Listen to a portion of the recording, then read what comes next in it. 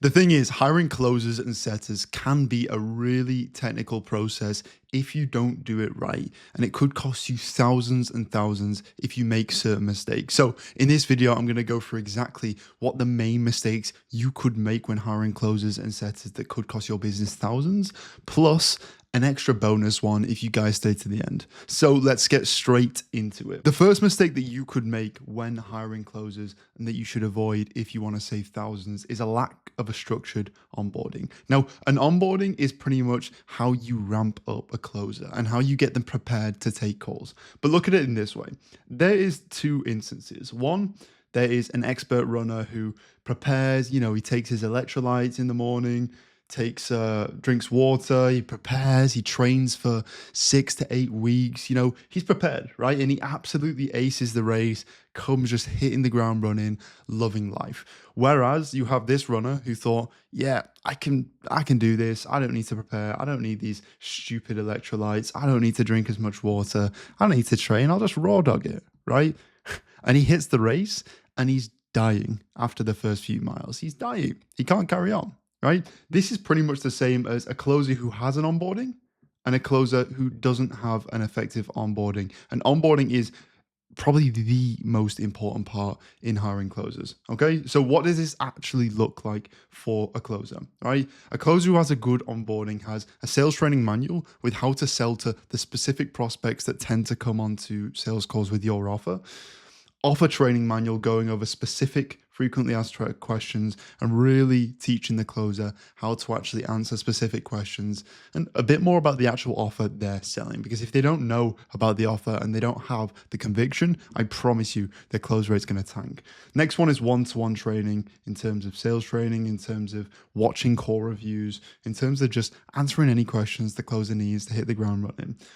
A trial period is not throwing them into calls straight away, maybe giving them one or two underqualified calls just to allow them to really pick up speed and just get the hang of things. And one of the last ones for a really good onboarding is SOPs for onboarding clients, end of day reports, pitching the offer, SOPs for pretty much anything. And if you guys don't know what an SOP, standard operating procedure in terms of what happens and a walkthrough on how to do something in the business. So the closer has a manual of if they need something, if they need to learn how to do something, whether they want to onboard a client onto the program, onto the service you offer, or they want to know how to fill in the end of day reports to track the data, or they want to know how to pitch the offer, anything. They have SOPs there. So it's almost like an assembly line, like Tesla. They have an assembly line of people doing each job, right? They know exactly where to go to learn how to do each job. And the result of this is a 2-week ramp up period to KPI. A closer comes on board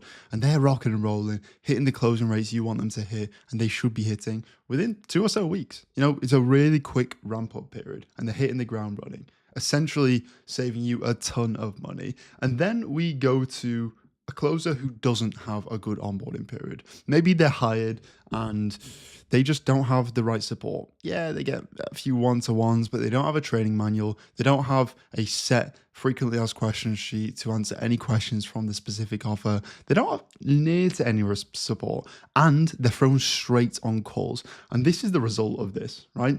Unorganized onboarding. They don't have unclear. Actually, this is what it looks like for a closer. Unorganized onboarding, they have unclear expectations. They don't really know what's expected of themselves.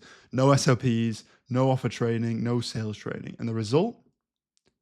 4 to 6+ week ramp up period to KPI, meaning there's 2 to 4 weeks more, well, 2 to 6 weeks more than the other closer of wasted calls, wasted ad spend, wasted money for you as the business owner, aka 30+ sales calls that are below KPI. Now, 30+ sales calls, if you have a 5K offer, that is a lot of money you're missing out on, right?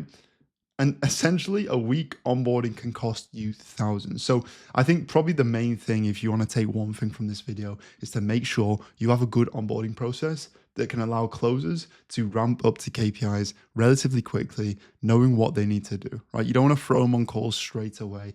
You want to give them a little trial period, warm them up, and not even the best companies in the world can onboard a closer in 2 days, 3 days. It just doesn't make sense, right? Now, the next mistake that you need to avoid if you want to save a lot of money in your business is having an average vehicle. I've gone through this in a few other videos of mine, but look at an average vehicle like this. We have an expert driver, which is aka a top closer, right? Top closer, expert driver, but we have an average vehicle here, which is pretty much an average sales process. Now, a lot of coaches, consultants, business owners, agencies, they focus on getting this first, thinking it's going to solve their problems and just cure their inefficiencies, right? Things is going to get them to 100K a month, whatever.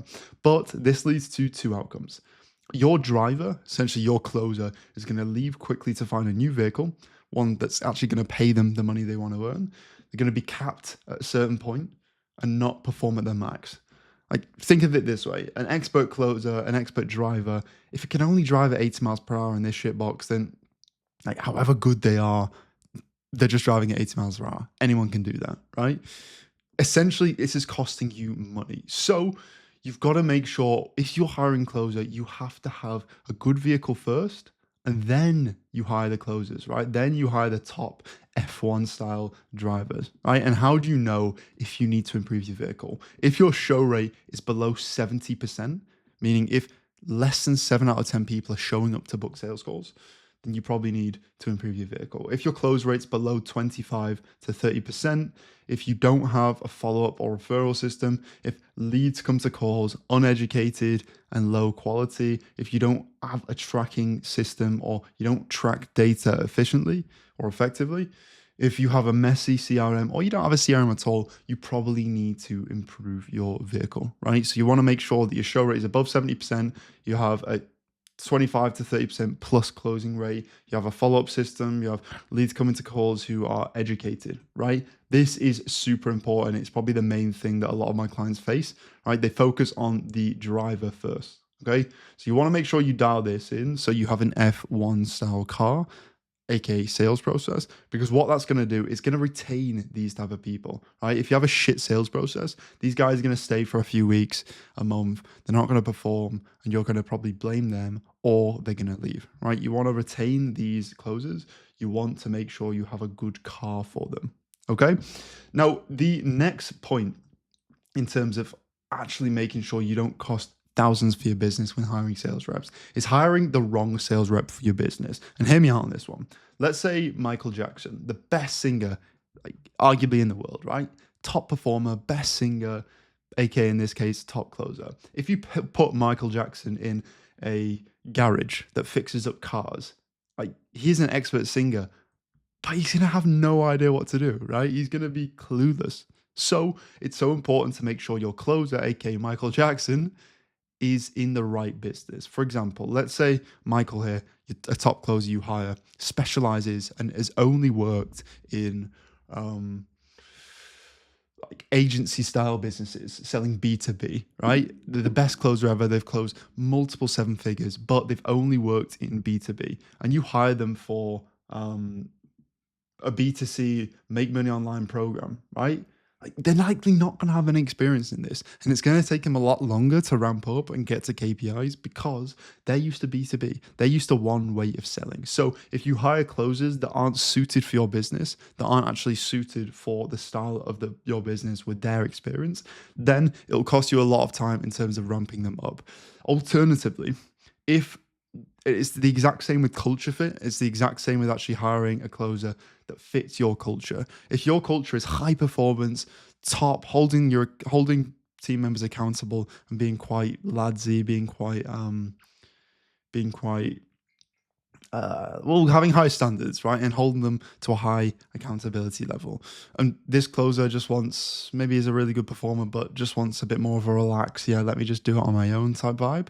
Like, they're likely not going to stay at your business for long because they don't align with the culture as well. So it's important when you're interviewing closers, you want to make sure that their cultures and your cultures and type of values align.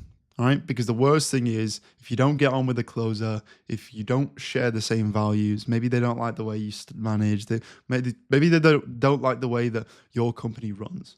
They're going to leave after a month or 2 months, costing you so much in terms of training that closer up, opportunity cost, etc. Now, it's the exact same with distractions, right? This is a nice little Nice little diagram for you guys. So Michael Jackson, let's say he sees like 5 beautiful looking girls, right? In this case, this is side projects that are going on, offers they're working on, maybe little coaching they're doing on the side, distractions. Maybe they're just not all in, right? They're focusing on this. They're focusing on the girls, the distractions, whatever. I didn't mean to do that, but Michael can look at whatever he wants. But they're not really focusing on your offer because they have 2 things. Charlie Morgan lays this out pretty good. Let's say you have a sun, right? And energy comes from this sun, right? Let's say you're focusing on 10 things or 3 things, right? You're only going to be able to focus on a certain amount. Whereas if you focus on one thing, all of this focus is put into one. So that's the amount of energy that your closer can put into your offer. You want to find a closer that has this amount of energy, right? Not loads of different things. So if the closer you're interviewing in the interviewing process says, yeah, I've got another offer on the side, or yeah, I've got a side gig, that's a red flag. It's a really, really big red flag you want to avoid because it's going to cost you a lot of money. They're potentially going to leave. They're potentially going to pick one that's more suited to them or one that's making more money for them. And it's just going to be half-assed for both of them. But the very last one I want to go through, which is a nice little bonus for you guys. I just wanted to reel you in and do some shitty little clickbait for you guys. And this one, which is a mistake that a lot of people make, is don't have ongoing training for closers. They think, oh yeah, I've hired a really good closer, I can sort of just leave them to it, right? I can just leave them to it. But you've got to see closers as a muscle, right? If they keep on getting worked out in the gym, they're going to be pretty juicy, right? They're going to perform nice. They're going to do their bit. They're going to bring in a lot of cash for your business. But take it from my experience, however good a closer is, if they don't have ongoing training, they're going to turn into something that looks like this. Now, no girl's going to want this. No money's going to be attracted to this, right? You don't want this in your business. You don't want a sloppy, feeble arm in your business, right? So if you don't train your closers on a regular basis, at least 3 times a week, review calls with them, get them to review the calls, hold them accountable to training, then they're going to diminish, right? Their closing rate's going to dip. They're not going to generate as much money for your business as you probably want. So really important to consistently train your closers and make sure they're on point. Now, just to pause for a second, if you guys want any of this implementing into your business, building of a structured onboarding process, building out your vehicle so it is at top class and can attract these closers, and making sure the interview process is dialed in, and me personally training closers in your team and growing them in your business, then book in a call below or click the video below. Go to that video on a bit more about how we work, then you can book a call there. Alternatively, just go to my Instagram at @TomHyder_ and book in a call there. We can chat, see if it's actually worth it for you. Worst case scenario is you jump off the call with some free value, nothing happens, and you can implement into your business. So there's no risk whatsoever. Just book in a call and see what happens. But these are the 3/4 biggest mistakes you should avoid if you want to save a lot of money in your business. Hope this helps, and let me know if you have any questions. Bash.